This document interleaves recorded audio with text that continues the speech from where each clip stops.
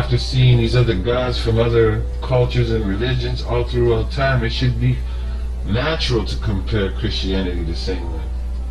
I don't believe it stopped. The Holy Bible was made up of all sorts of scriptures from around the world that came together from all the ancient scriptures and texts. So it should be no surprise to find astrology in there, because that was the original language too, was symbology.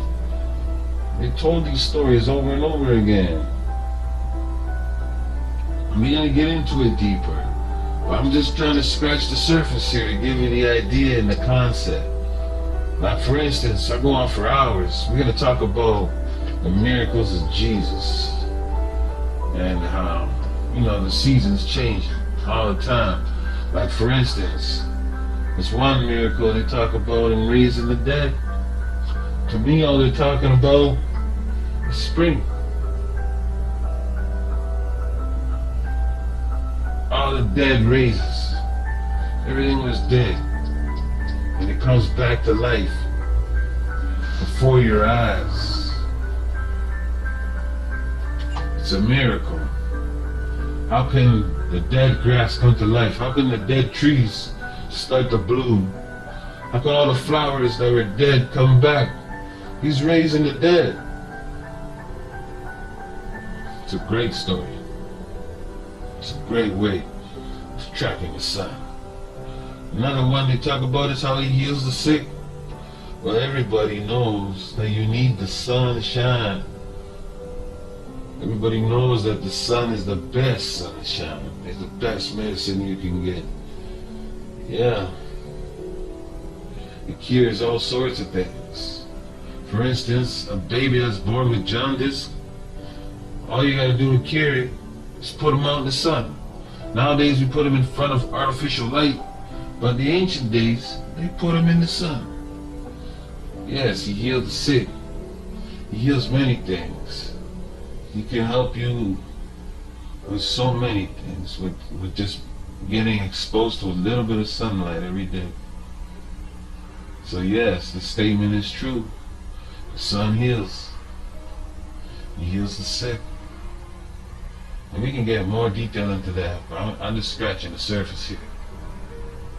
So, another one they talk about is how Jesus walked on water. Well, let me explain that symbolically. See, when you see the sun and the sun rays glistening off the water, the ancients would just simply say that he was walking on water, because they saw the sun light glistening off the water. To them, that was him walking on water.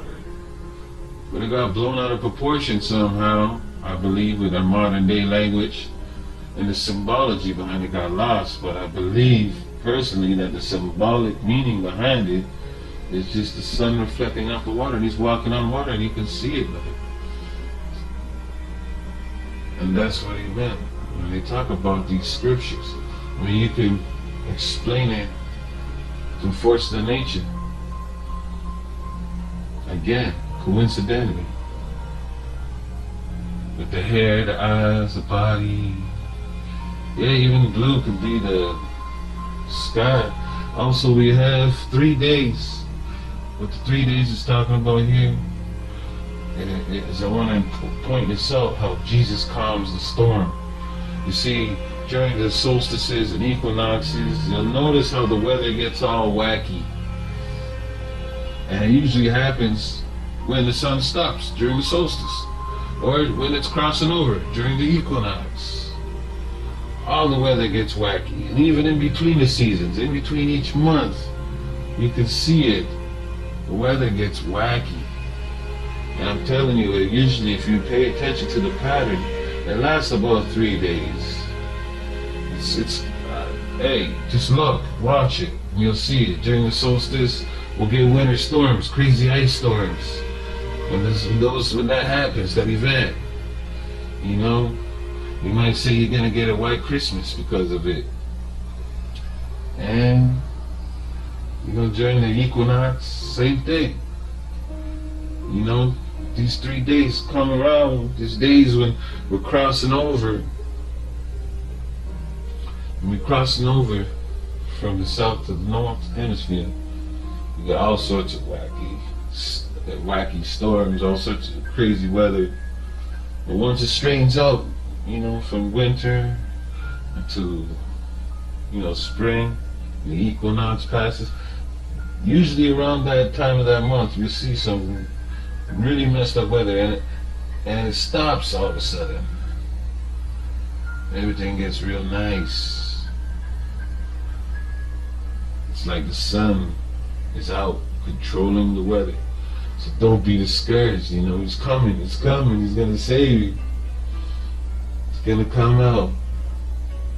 Right? The sun stands still. In the summertime too, it's the other solstice. Again, we get all sorts of wacky weather. Goes on for a few days, and we experience this craziness, like these crazy storms.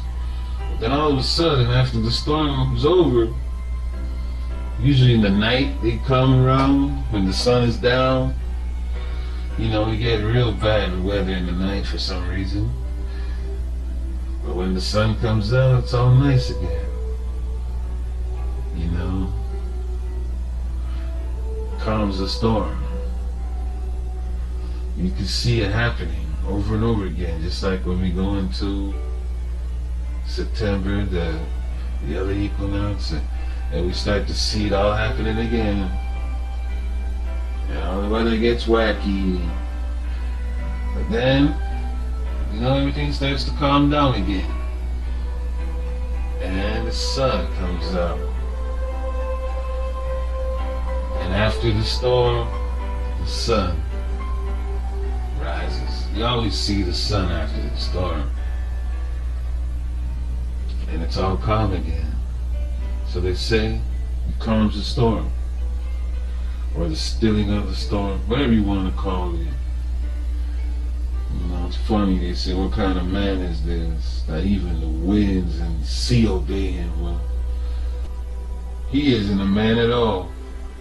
He's the sun, and the sun always shines after the storm. And that's why I say that story explains how it calms the storm. And so if you look at the big picture, how the sun is always with us, and how these stories are constantly going on and on and on, if you have these stories and you know what they are and how to tell them, what season it is, it's like you can tell the future. It's like you know what to expect.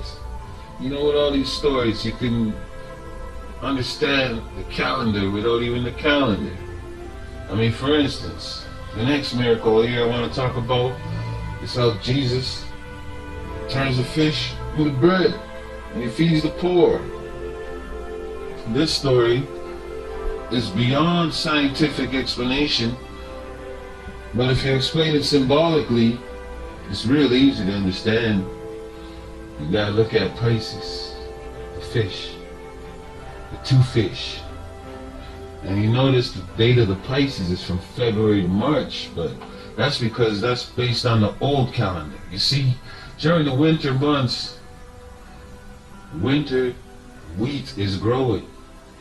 And when it is ready to reap the crops, to reap the rewards, it's Pisces. It's actually springtime. It's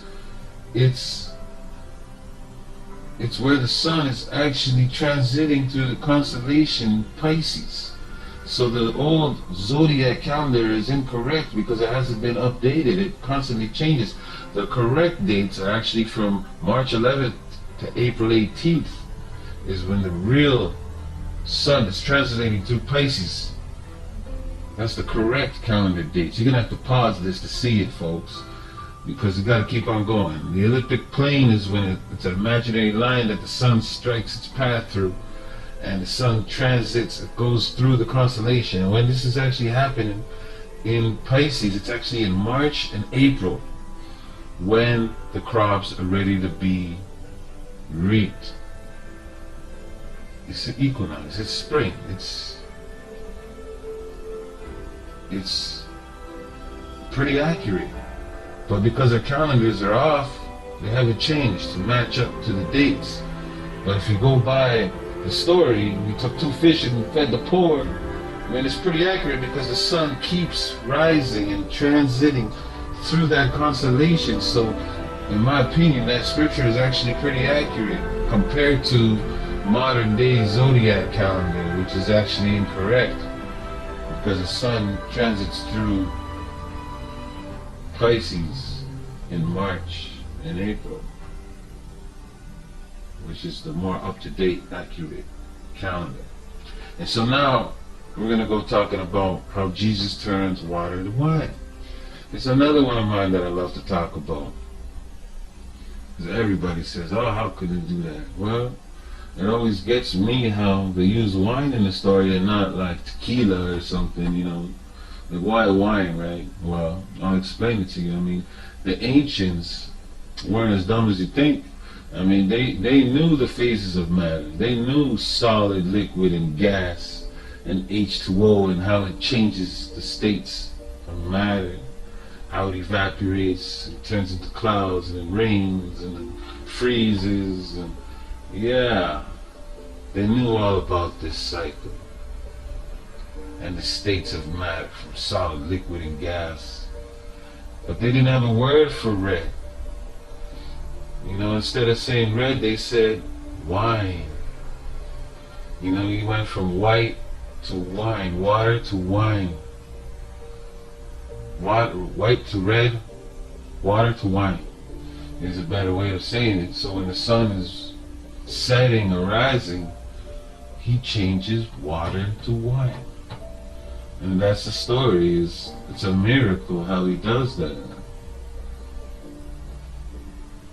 When you look at it symbolically, it makes a lot of sense. How the water changes color. And the color, never had colors back then. They had other ways of describing it in biblical times.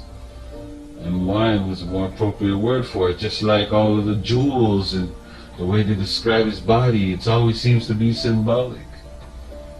So there you have it. You got the miracles described astronomically through forces of nature. I mean, it's I can go on forever, but I'm just trying to scratch the surface here. How this map of mine works. We're gonna get into it really deep, but we're trying to get past this part. It's a really big part of the story about how the seasons are changing. I mean, here's another miracle that in order to understand it, you gotta look back. You gotta go way back.